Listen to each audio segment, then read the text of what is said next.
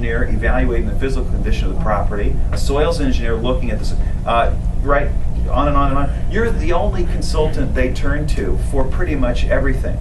So your clients think that you know it all and that you're all they need to protect them. Well, they also think, and they're too polite to tell you, of course, that, well, you have a vested interest in the closing of the transaction. So, if anything goes wrong, you must also have a nice, sly interest in not disclosing things that might have botched the deal. And so then it's just a very small step from that. Oh, and by the way, you're rich, you have millions of dollars of insurance, and you're closing escrows every single day.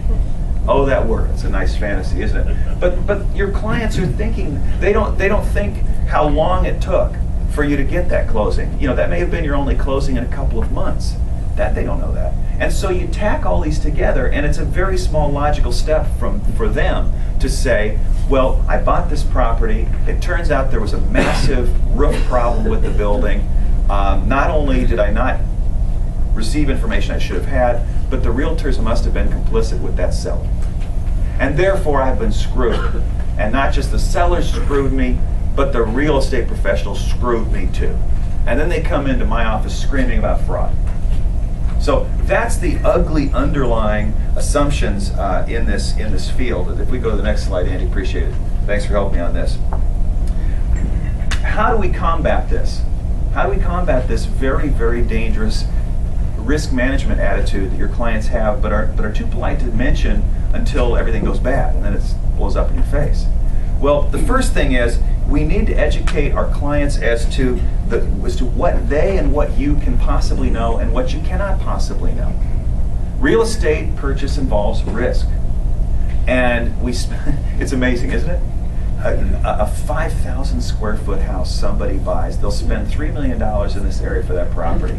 Will they spend $5 grand for a forensic contractor expert to go through that house and really give it a going over? Will they have somebody analyze the permit documents and the construction drawings? No. They're going to spend, what, $500 for a home inspector who's going to spend a couple hours? And they think that and you eliminate all the risk in buying that 5,000 square foot building that was built 40 years ago. That's insane. Well, we need to educate our clients as to the limitations and the fact that there are risks that cannot be eliminated. They just cannot be eliminated. So if we have clients going in with the understanding that there are surprises in real estate, there are things that you cannot possibly know, and there are things that even an innocent seller may not know. Maybe you can blunt the anger and some of this throwing of the F-bomb. Maybe we can reduce that a little bit and make you a little safer, because when they sue, they're asking those lawyers, I want to sue the realtor, I want to sue the listing and the selling agent also. They're not just talking about suing the seller. So that's one of the things we need to do. So tip number one in this area, take great pains to educate your clients about the concept of risk.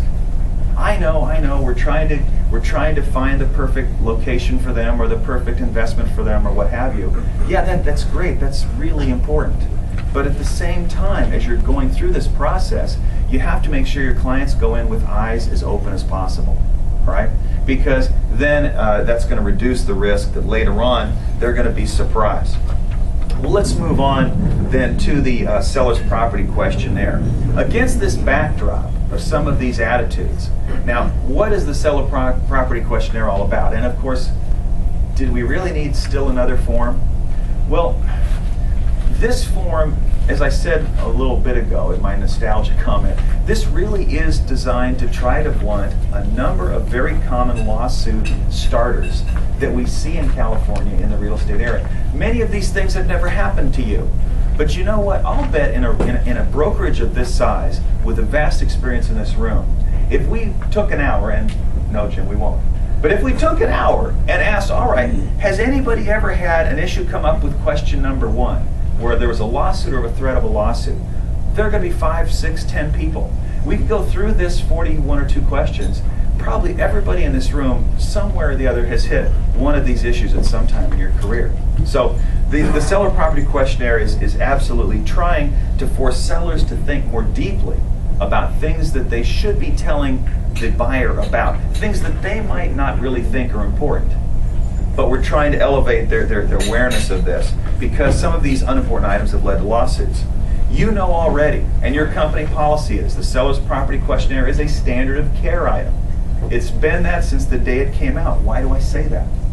It's this, and I won't mention the name, I mentioned it at the table, but a major real estate brokerage in-house lawyer got really mad at me 4 years ago because I started saying from day one, the SPQ is a risk management requirement. It is a part of your standard of care. And the lawyer called me up and said, why are you telling all these agents that? Some of these are my agents. That's wrong. It's going to take a year or two to become part of the standard of care. I said to this attorney, I said, well, colleague, would you agree with me that the way it will become legally the standard of care is a number of real estate brokerages are going to be successfully sued for the failure to recommend the seller's property questionnaire? Well, yeah, I know that's the way it works. Would you like your major brokerage to be the one that blazes that trail that we already know is a certainty? Silence. End of conversation, end of criticism, okay? It's a standard of care. Why is it? Why does your company require you use it? Well, because if it's a form that your organization spent years developing to try to protect innocent sellers and to protect buyers, and you don't recommend it to that seller, or you don't recommend it to that buyer who's getting ready to make an offer on that property, haven't you just failed to protect your client? And if that failure to protect your client turns into an economic loss for that client, then you have just failed to meet your fiduciary and your professional duty because your organization, CAR, has decided this is something they want you to be doing. There's nobody out there has a more powerful role in establishing your standard of care than CAR, okay? So just very quickly, that's why I wanted to score the wisdom. And by the way, not all brokerages have this policy. I wish we could have Jim and Jack talk to some of the other folks that I teach with and work with around Southern California, because amazingly, you're one of the few brokerages that I know of that actually has a formal specific policy on this. When you're representing a buyer, that question is a 25D, supposed to be checked. Almost wish I could have changed WIN forms to just have a default, like some of those forms that are attached would be great. Just have it. You don't even have a choice. It's just checked when you fill out in WIN forms the RPA. Yeah, the RPA, section 25D. There's a box there that says that the offer is conditional upon the seller's property questionnaire. Well, the next point I want to make here is that the seller property questionnaire is not technically, just to clarify here, I think, are we at the next slide? Let's see.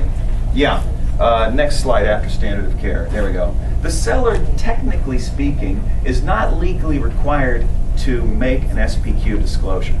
So we need to be very clear about this. The TDS is a statutory mandate. The SPQ is not a statutory mandate. It is a risk management advice pointer that you're giving your clients with the assistance of CAR. So when you tell clients why they need to do this, the reason seller is not because you have to do this by the law, but this is something that our organization, CAR, has studied over the years, and these are 41 or 42 very common problem areas that innocent, decent people make disclosures that turn out to be problems later. So seller, this is why we really want you to do this, because it's protecting you. It's protecting you, and frankly, the TDS doesn't go very far in protecting you from some of these lawsuit areas. All right, now how do we do this? As we're talking to the seller, next slide, there we go, tip number 2. Take a few minutes. I know you've got 45 different forms, part of the escrow these days, but take a few minutes, listing agents, to talk to your sellers about the SPQ. Focus on section 3 at the beginning of that form. There's some important comments in this, and I've attached it to your materials. There's some important comments as to sellers why we do this. And it may slow the seller down a little bit. This isn't just something you're supposed to get through. This is somebody talking to you. These are the legal staff of CAR talking to you. Seller, have you thought about this? Seller, have you thought about this?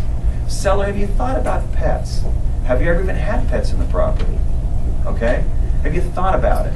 That's what we're trying to get you to do. And so if you sit down with your seller and focus on section 3, that's gonna help you help them understand why this is something more than just something they have to endure. This is something they have to get through. They have to fill out and really think about, because they're trying to protect themselves in doing so. When you're dealing with buyers, unless I have this backwards, section 4 is the section of buyers. Selling agents, when you're talking to your clients about how they should look at the SPQ, this is an